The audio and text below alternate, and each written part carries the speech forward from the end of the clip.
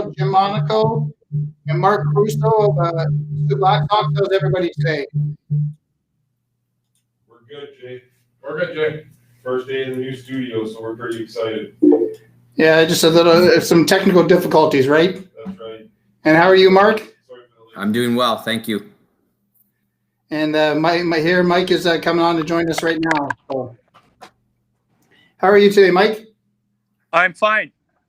So, Bono, we'll let you turn it over to you for now. We're talking about Soo minor baseball and the Black Sox, and go ahead, Bono.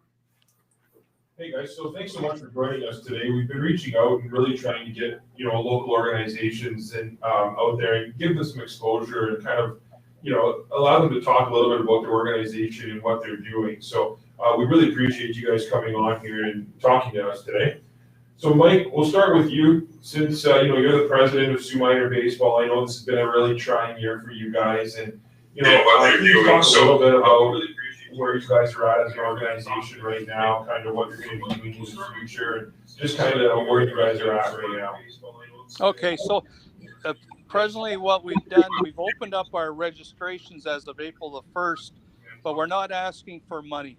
We're just wanting to get an idea going forward if we're able to offer some form of a baseball season, how many players we're dealing with so we can organize teams and leagues and be prepared for whatever type of season they may offer. So we had an outstanding response. We've opened our registrations on April the 1st, which having to coincide with the announcement from Doug Ford about us going into a lockdown. But in the first day, we had 120 people register, giving us an indication that people are looking for something to do, and especially if we're going to be outdoors. So that was a bonus there. And like I said, if we can offer something, we will collect fees before we play, but that's been a great part. And our Black Sox teams, they've been holding workouts, and I'd let Mark speak to that, where they stand, if you'd like to hear from him, Tony.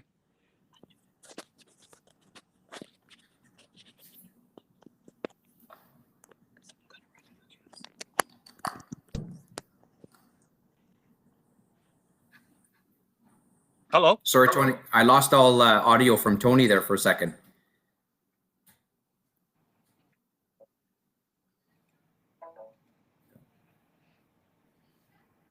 Hello, test. There you go. Okay. You're back. Sorry.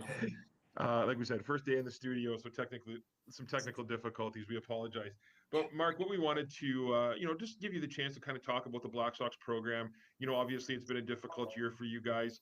Where are you guys at? Kind of what direction are you heading? And, what are you able to do right now that, especially during these difficult times, just talk about what you're able to do with the program and with the kids.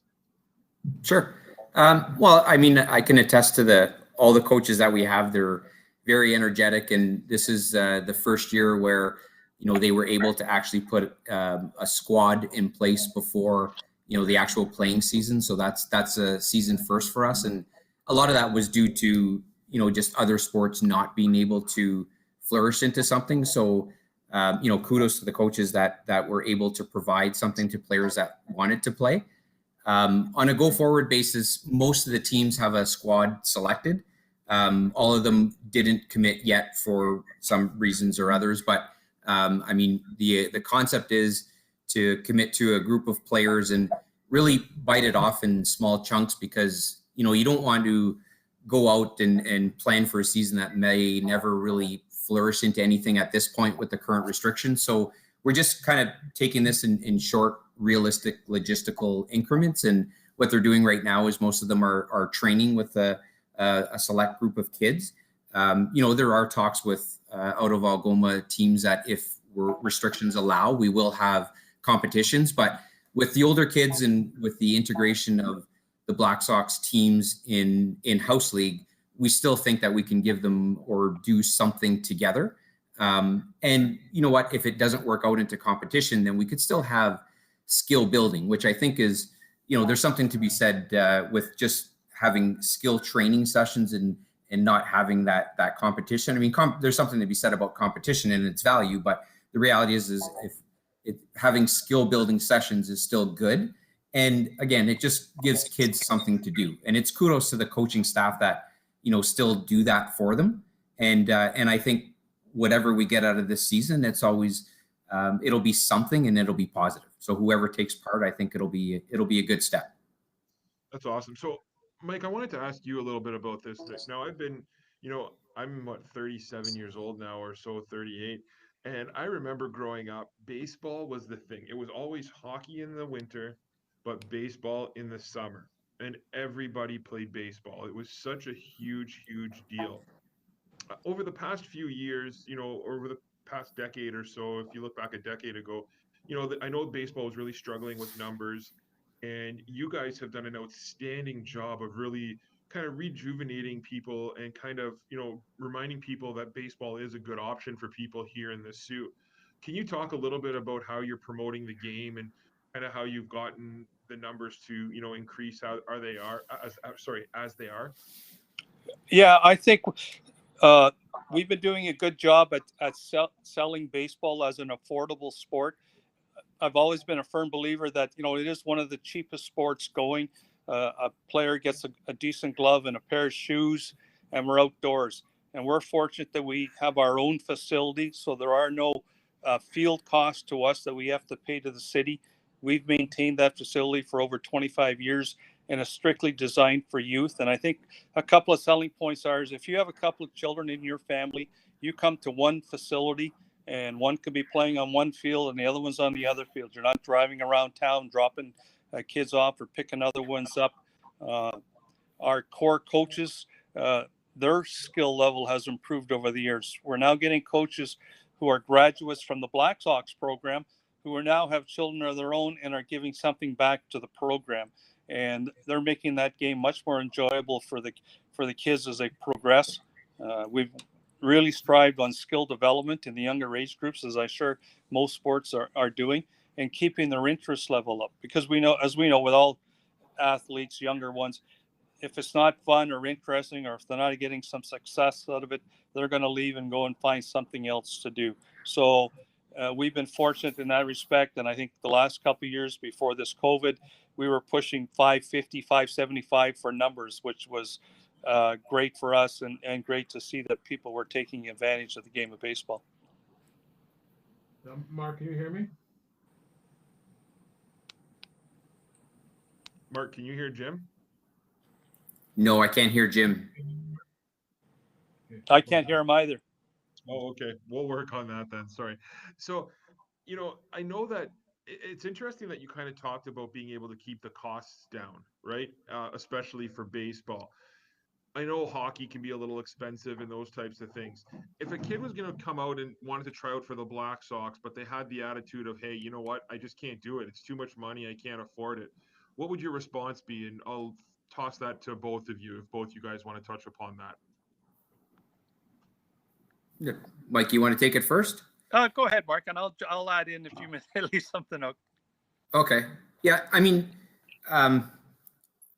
personally, I have a weak spot for a child that is financially restricted, right? So if the child wanted to play, and even for the Black Sox program or just the house league, I mean, we would go out of our way to find some sort of way that we could make that happen for them. Whether, there's some extremely gracious community partners out there, whether we just take it on as a task ourselves or some way, shape, or form. I really don't think money should be the ultimate decision whether a child plays or not. So I think we would be able to find a way for somebody that was restricted in that manner.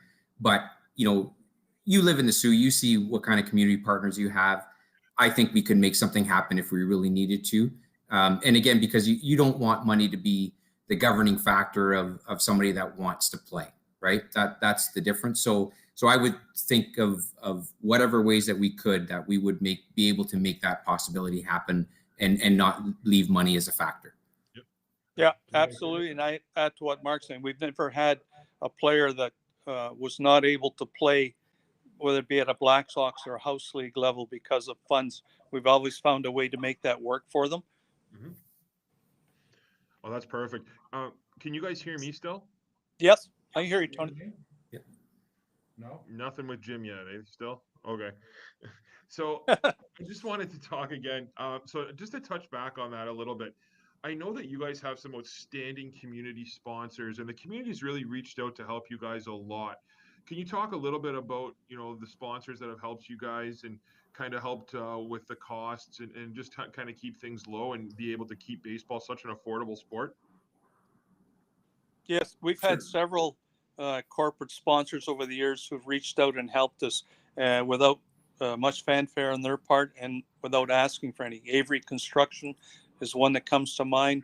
They've helped us out in a lot of situations there and never asked for anything in return. Rod Jarrett Construction. Rod's been a great supporter of minor baseball. His kids played through the system, and he's done work for us at cost or less than cost to help us get things done. Because everyone should realize, and maybe they haven't touched on, Tony, that we have 24 acres down there, 7 diamonds, and we are totally independent of the city. We received no support from the city, and that was fine. That was the arrangement we agreed upon when we started out. But we hired 2 summer students through a Canada Service grant, and we maintain that facility, and it's strictly for youth. So we've had some great support from people, and I'm sure I'm leaving a few out. Mark may have a couple more that come to mind that we should acknowledge. Yeah.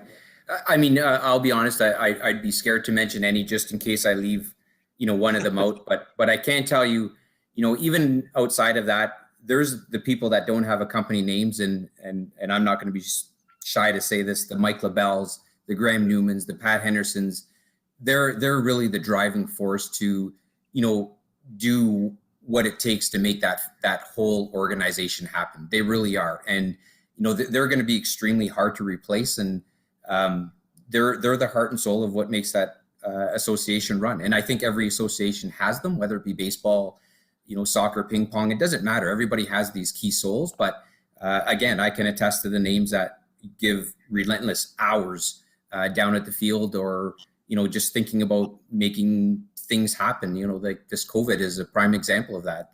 These are the people that put plans together, and they have the best players' hearts at interest, and they make things happen. So again, kudos to the community sponsors, but again, kudos to the people at the top of that exact, because they really do lug a lot of hours and do have a huge heart. And having Graham too probably helps, eh? Oh, absolutely. Can you guys hear me yet? No? No, they can't hear you, Jim. And you guys can still hear me though, right? Very low, but I can hear you. Yes. Okay. So, Mike, I wanted to ask you about this.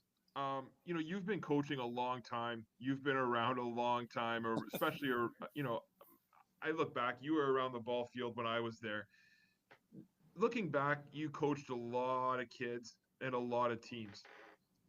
If you had to think back and kind of what was your favorite memory coaching, what would you say? I thought you might ask something like that. I enjoyed all the teams that I was associated with, and I had a lot of great athletes and great young people come through the program. But I was sharing that story with somebody the other day. When you look back, a couple of teams do come to mind, and you Tony and probably Jim would know some of these names. And one year, I had a team there.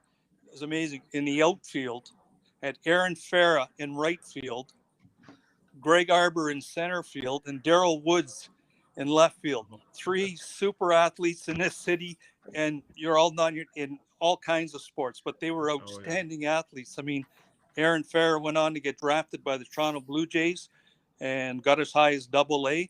I mean, Greg Arbor went on to a great career at Brock University. In fact, I believe he's in the Brock University Hall of Fame.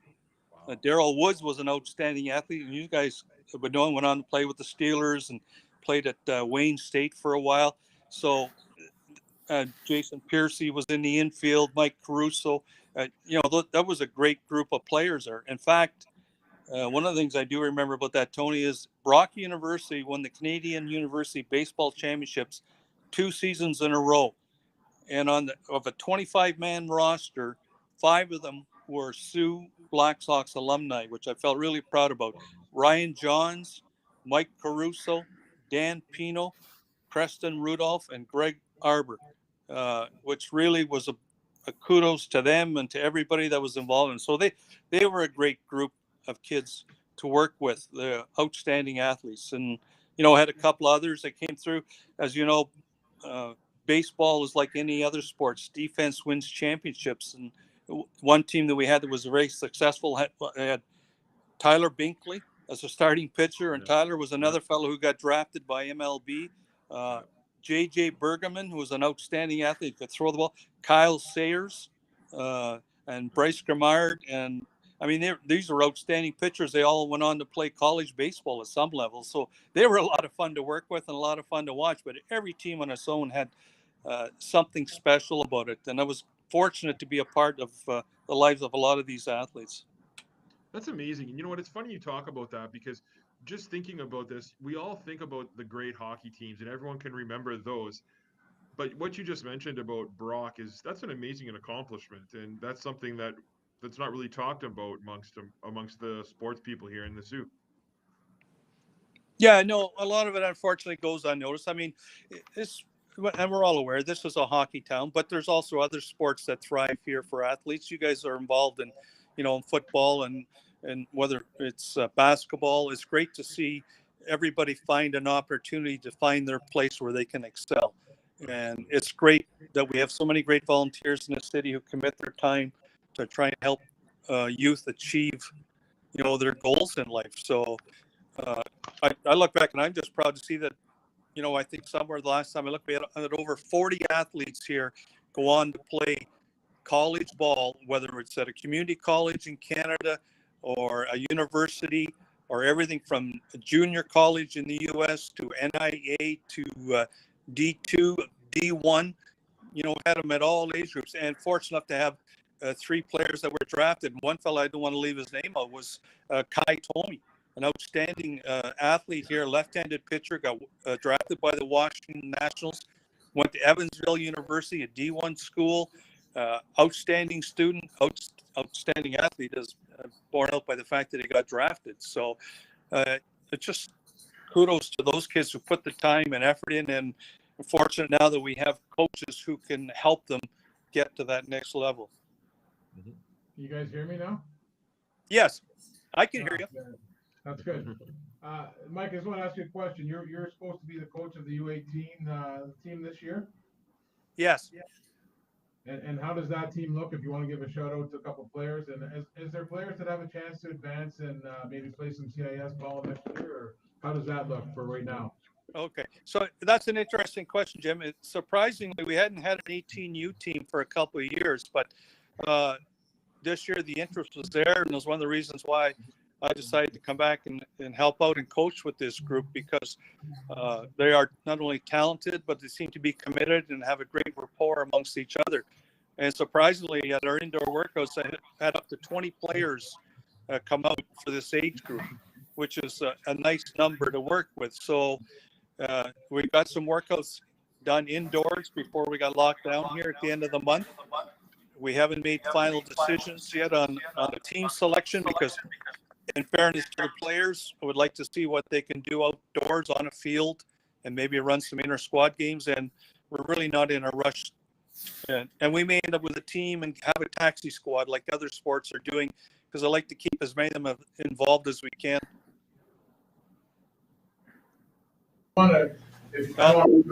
Jim. Oh, you lost me now? Yeah, I can't hear Jim. Can you hear me, Mark? I can hear you, Jim. Yeah.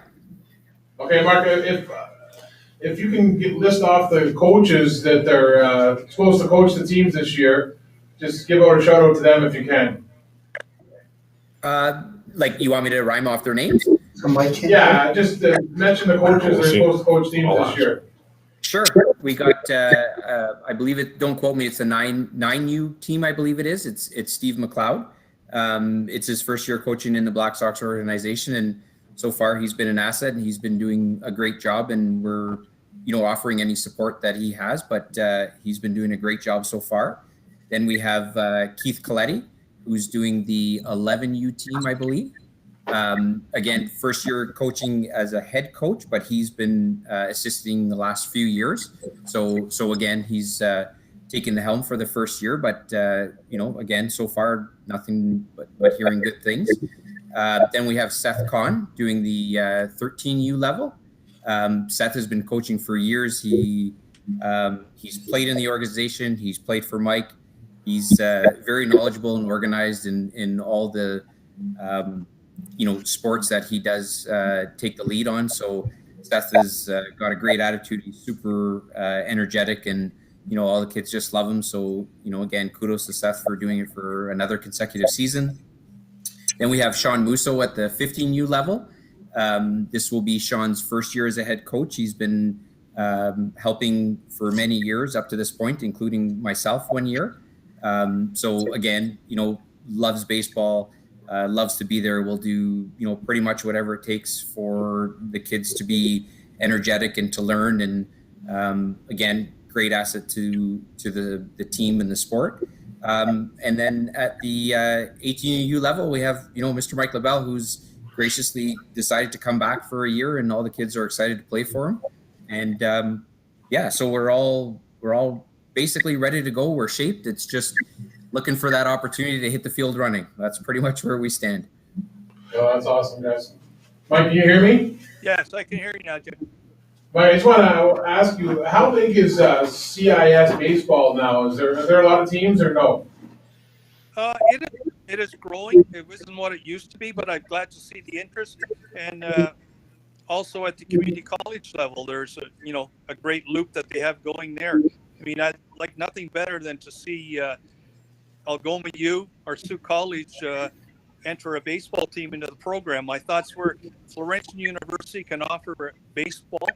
Why cannot Algoma U or Sioux College here in the Sioux offer a baseball program? I've always thought we sit in a great location for baseball. We sit on the U.S. border. You can get so many games here within a few hours, as opposed to having to travel all the way to Southern Ontario.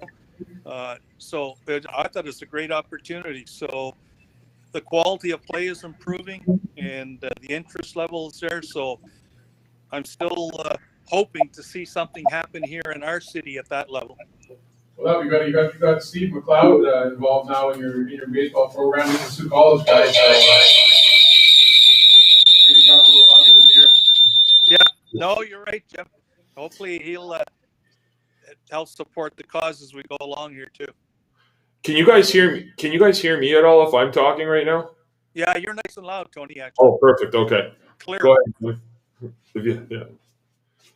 Yeah. So guys, Mark, if somebody wanted to sign up right now, or they're interested in baseball, they're interested in tryouts, what kind of steps can they take right now? And if someone does want to try out for Black Sox, are you guys having tryouts, or how are you doing that?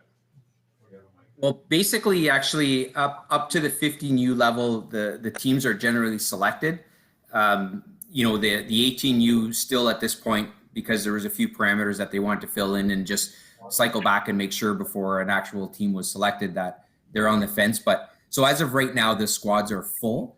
However, if there's, somebody moved to town and they were interested in the program and, they wanted to play at that level, then, our coaches are good enough that, for somebody to practice with the team, we would review the situation on a case-by-case basis. And, there's always an opportunity to card a player, for example.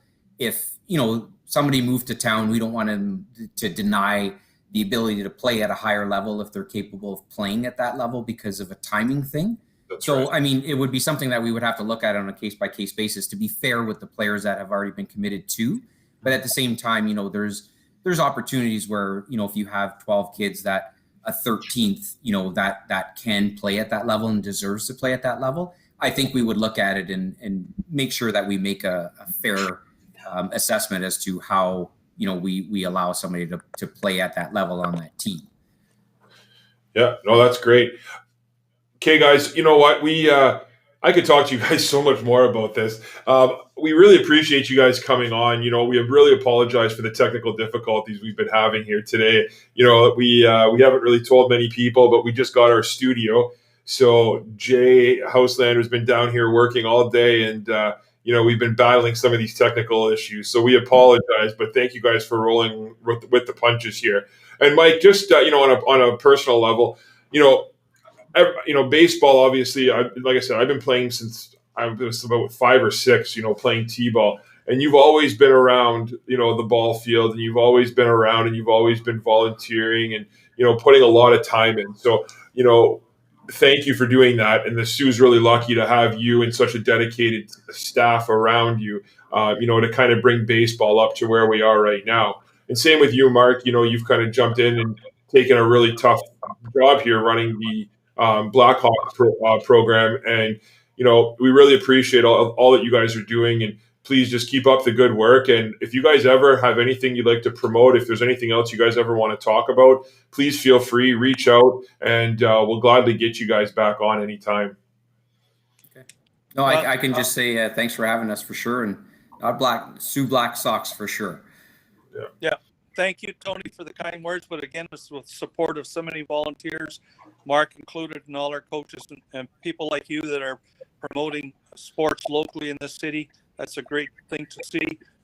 These young people need some kudos and some positive reinforcement there. It's been great. And if you ever need us again, you want to talk baseball, we've got lots of stories we could share with you about baseball. So that's perfect. We're definitely going to take you up on that. So thank you so much, guys. Okay. Take care, boys. Take care. Thanks. Bye-bye. Bye. Bye. How do I do that? Those little buttons up in the corner of the picture. I'll go there to talk to Trevor. Okay. Wait, sit right there. All right. We'll be right back, guys. We're just trying to get here. Jay, you want to set this up? No, Jim. You talk to Trevor because I gotta go. You're gonna go? Yeah, I might.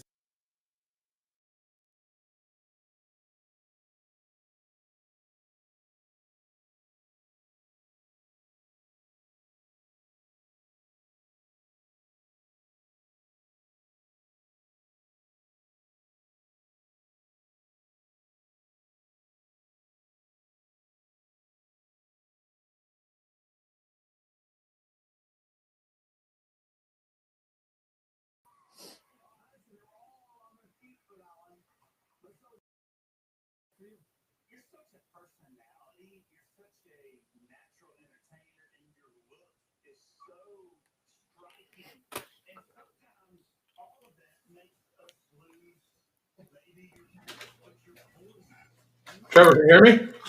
I can hear you. Can you hear me? I can. Yeah, how's it going, Trev? I'm well, bud. How are you? I'm good. Hey, we're here live with Trevor Zachary. Trevor, sorry we're a little bit late. We had some technical difficulties tonight, so we're here. So Trevor's the GM of the Soo Thunderbirds, who just finished their so-called season, and so we're going to talk a little bit about this season and what's going on in the next year. And Trevor, we'll keep it kind of short because we're a little bit late, and I know I don't want to keep you too long. So American Idol's on, so I got to. Yeah, actually, I watched that too. I hate to admit it, but anyways, Trev, just talk about the season that you had and what you managed to get done, and how it all went, and what your feelings are about the season that you just had. Well, thanks, guys. Thanks for having me. Bono, nice to see you too, buddy. It has been. It was an interesting year, to say the least. We, with regards to COVID and everything that all the teams went through, basically across the country. It was a slow start, and we finally got into it in October or so. Started playing some games, had a bit of a shutdown over the Christmas break. Played a few more games. It was difficult on the guys and the players, not knowing where, who they were playing and when they'd be playing and so on and so forth. But I felt the league did a real nice job, keeping us up to date with what was going on. And Algoma Public Health, we worked, closely with as well during the season. So, it was kind of frustrating, but at the end of the day, our guys were playing and that was cool. And they appreciated that, no doubt about it. So, Trevor, how many games did you guys manage to get in, and did you only play against Blind River, I believe? Is that correct? We did 21 games total. We did 4 against Espanola, and then the 17 against, my math is correct, 17, I believe, against Blind River. Yeah, and I guess it's just play it by ear for next year. Will your whole staff be back? Will you be back in the same role next year? What's the plan? Yeah, at this point, it's status quo. We'll meet with the coaches again. We met with some of the players that were heading out of town before the lockdown, so we'll meet with the coaching staff and we'll make sure that we're all on the same page. And with regards to myself, yeah, without a doubt, I'll be back for my 5th season with the Thunderbirds. So I'm pretty excited about it. Okay, Bono's got one question and he's got to fly, so we'll let him put it in there. Hey, Trev, can you hear me? Yeah, I got you, bud. Oh, perfect. Thanks so much for doing this. People in Sault Ste. Marie really know you for your community service. You're really well known in football, really well known for what you do in hockey. But kind of the jump to the Thunderbirds kind of seemed like to some people, kind of seemed like it may have come out of left field. I know a little bit about your history in hockey and how you got the gig, but can you talk a little bit about how you kind of developed to that and how you got that job with the Thunderbirds? Because you're doing an amazing job up there, and I think it's important for people to kind of hear about the journey and how you got there and what led you to do this. I appreciate that, Bono. Listen, I've always loved the game. Like a lot of us, we started playing when we were just young, and I did the travel part and played pretty competitively, and I played a few years of high school, or 2 years of high school. Then I walked on at the University of Windsor and played there for 3 years. Went up to Thunder Bay and played there on their club team for a year. So the love of the game was always there. It was just the business side of things and really starting to understand, how that works. And with the different various jobs that I had after graduating, I started to really appreciate the business side of all things, not just of the hockey side of things. But once you really understand the marketing, the economics and that side of the business, then there's certainly some things to learn, the trading and the signing of players and the off-season acquisitions and the scouting and all that kind of stuff. So I learned an awful lot in a short period of time. And, I worked when I first came in with Jordan Smith, who Jordan certainly knew the game and how things were done, especially in this league. So he helped me out quite a bit. And then I worked with Denny, a few years back as well. And the two of us kind of, started that relationship. We did a couple of scouting trips together.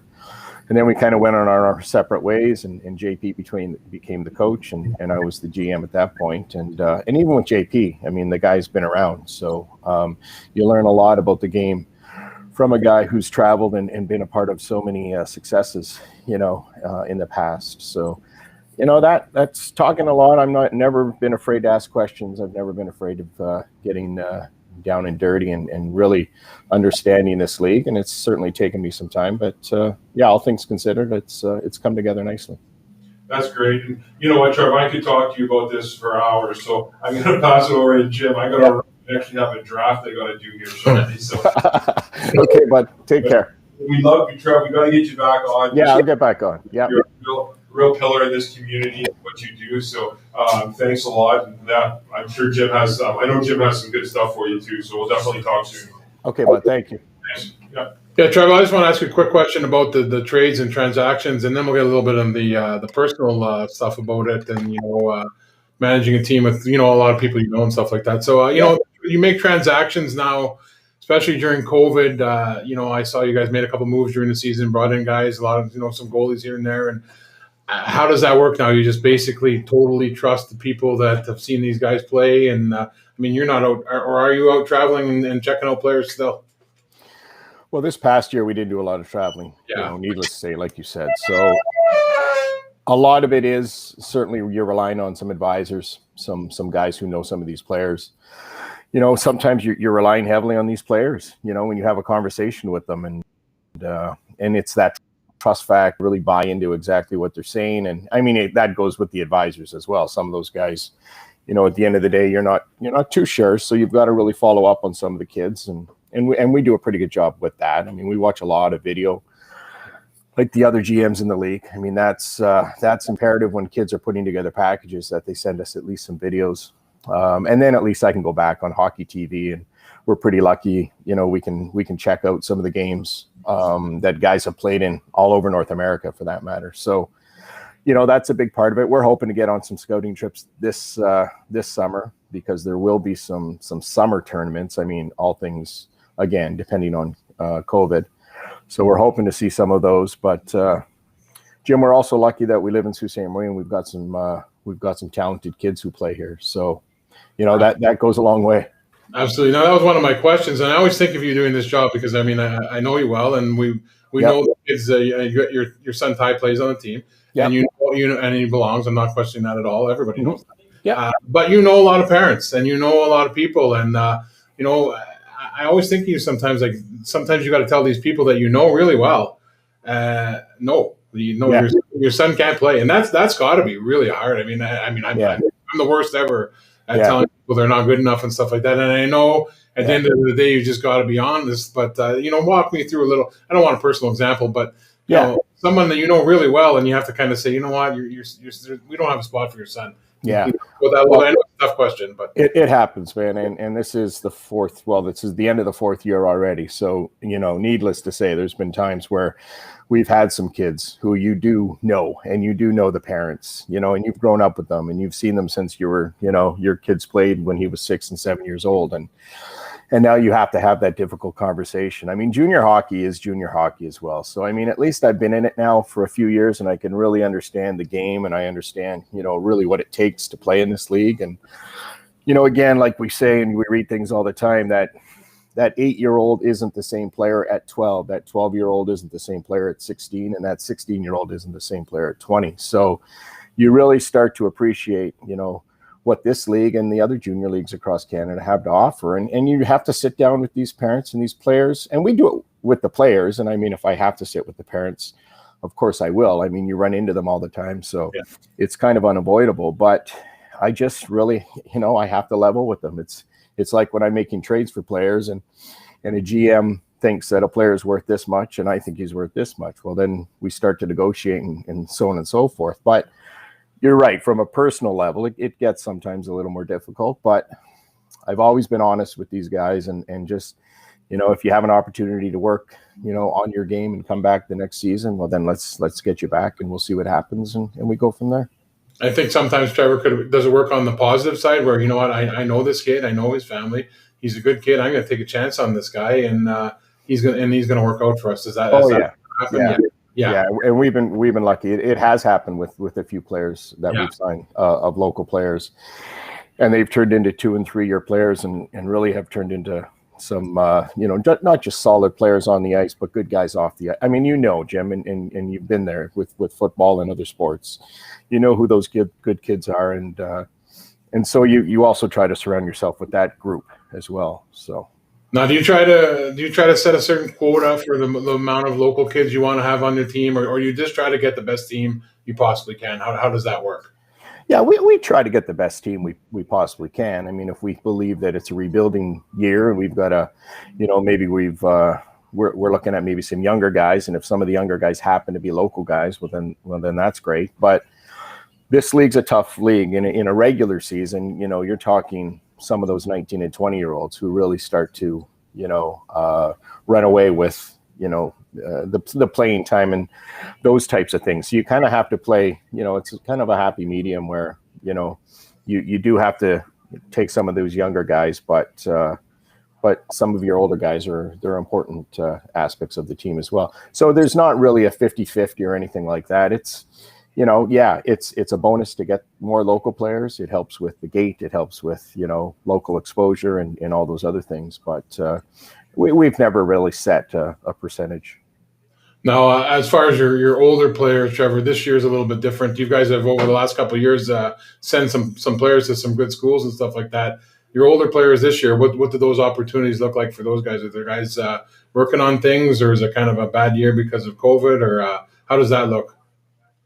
You know what? I think it's been actually a little bit luckier for some of our older guys this year, because not as many teams have been playing. So these guys from the D3 schools, for the most part, I mean, we've had some interest from a couple of D1 schools with a couple of our older guys, but usually it's the NCAA D3 schools that are looking at our guys. And we've had multiple calls we have 7 graduating players, I believe, and 6 or 7 of them have all received calls. So ACHA Division 1, you get some calls on as well. But yeah, it's not been a bad year because a lot of these guys haven't had much to watch for the season. So at least they've been watching our guys and seeing, the progression from maybe October to through to March.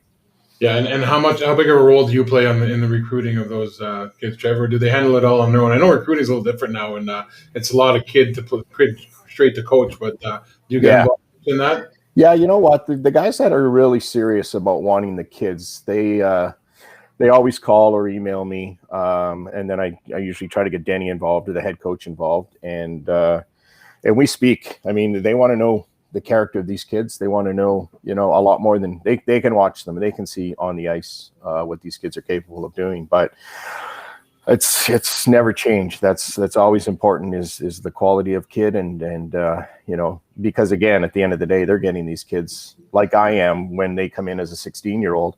They're now bringing them in as a 20-year-old, and they want to know what type of kid they are. So. Yeah, that's true, Joe. I mean, I know that actually now we don't talk to football coaches as much as we used to, but I know that's the first question they ask all the time. What's he like to practice? Yeah. Second question, what are his marks like? And you try to tell kids that, and then sometimes some kids go the way, right? And it's so important that you're sharing the proper information. I mean, the last thing in the world that you want to do is pump up a kid. He goes to the school and he gets booted out after the first semester because his marks are terrible. So we communicate this stuff with the players a lot. But to your point, I mean, they need to understand that these questions are asked often, and it's important that these kids realize that. Now your son Ty as an O2, does he have another year of eligibility left? Yeah, he's got 2 more years. The O2s have 2 more years. Yeah. And does he plan on returning to the team next year? Yeah, I believe so. There's a number of those the O2 group that do, but I mean, we have our exit interviews with the players, and I don't treat him any differently, and neither does Denny. I mean, we tell them, what our expectations are of them over the summertime, and coming into camp. Things are different now. I mean, you're coming into camp, you better be ready to go and in shape. And so, you've got a lot of 16 and 17-year-olds now who want to play in this league, and there's a lot of capable kids out there. So, without a doubt, we're looking forward to having, him back and some leadership and whatnot out of him. But there's another group of them as well that we're excited to have back. Yeah, and I don't mean to talk specifically about I know Ty, and I know he's a hardworking kid. Just to see what his plans were, and so next year you're looking to be strong, and hopefully we can have a real season. But I mean, that's all out of our hands, right? Yeah, it still is. We're still waiting to hear. I mean, we're going to return 12, maybe 13 guys, possibly 14. I mean, you never know. Sometimes in August you get a couple of calls from a couple of guys who are going to go elsewhere, and you might trade a couple of guys off just before the season, but. Yeah, and like you said, it's really dependent on where COVID's at, and if we can get back to a regular training camp and a regular season. Now, lots of times you have the local kids that they're like 19, 20, they want to go someplace else. They'll come and ask you for a trade. That happens, right, Trevor? They want to go maybe to school someplace and play a place close to where they can go to school. That happens, right? Oh yeah, without a doubt. I mean. And at the end of the day, I mean, we'll sit down and we'll talk to the player. If we feel like it's a good situation for them, then we'll promote it and we'll work and do everything we can. But at the flip side of that, if it's a situation where we'd really like the player to stay, we believe that, he's got more, there's more of a possibility for him to play more in the Soo, or him, to do a little bit more and maybe take a leadership role as opposed to going down and playing, for another club elsewhere and not really sure where you're, where your spot's going to be. We'll work both sides of it, and we'll do what we can. Yes, that could be tricky, right? I mean, so all in all, you had a good season. You're happy. Obviously not what you wanted. You're the coaching staff. I mean, you have on paper you have a fantastic coaching staff, and the guys that I know, they're all great guys. So I'm sure, and I'm sure they're attractive for other players to come in and play for too, right? And that's got to be that's huge. Yeah, and that was a big part of even our selection of some of those guys in the first place was, they bring a wonderful resumes, and at the end of the day, when you can promote your coaching staff to players, guys who have recently graduated from D1 or D3, and guys who played junior and guys who have played pro. That helps without a doubt. Guys certainly they like coming into a program where they get that kind of experience. I mean, it's always good to have good guys, right? I mean, if someone asked me, like, well, what do you think of Thunderbirds? I'd say, well, you know what? Every guy I know in that organization is a really good guy. Yeah. So I wouldn't even hesitate for that sense. Oh, yeah, Jimmy. Yeah, without a doubt. Bus trips are a lot easier. Coaches meetings are certainly easy. We have a quality staff. They're just good people, and they got good family. Just everything about them. That's been a fun part of it. Yeah, no, Trevor. I don't think would have any inside information, but do you know if possibly have you heard anything about an OHL season or anything like that? Have you got any inside information on that? You know what? I heard that they were getting very close, except for then the lockdown. And I feel for them. I feel for those kids more than anyone. And those staffs, those guys were ready and have been working. And you even see the local OHL guys, around here. And we've tried to help them out a little bit here and there. But it's devastating that they can't be out there playing. Yeah, it's funny. I mean, we go now. We've been trying to get something going football-wise. We had something for 5 weeks. We'd scheduled 6, in the lockdown, we lose the last one. But we had Michael Lebel on before you, and it's funny because those are guys that we kind of used to compete with for players, not road play competition. But now I hope they get going and get everyone out there and doing something as much as exactly. Yeah, I'm all for anybody doing anything, and I'm sure you guys are the same way. Well, you've always been that way, and without a doubt, it's just let's get them out doing something. Whether the soccer program locally can get going, or the baseball or the football, or we can do a little bit of summer hockey. I mean, we just got to get these kids out and keep them busy, without a doubt. Yeah, and I remember us running around, Trevor, going from soccer games to football games to I remember Dylan played baseball one year, and it was exactly that, and we do what we got to do. But I'd like to. We'll cut it short a little bit here, but if we can get you back one time, and maybe you could bring a couple players with you and have a little talk on them. For sure. I think we can do a little get a good little show going and talk about some other stuff. Let's do it. I appreciate the time, guys, and when you're ready to do it again, we'll bring in a couple of guys, and then we'll go from there. Okay, thanks a lot, Trevor. It was good talking to you again. Okay, Jim. Take care, buddy. Jim, just scroll down. Here.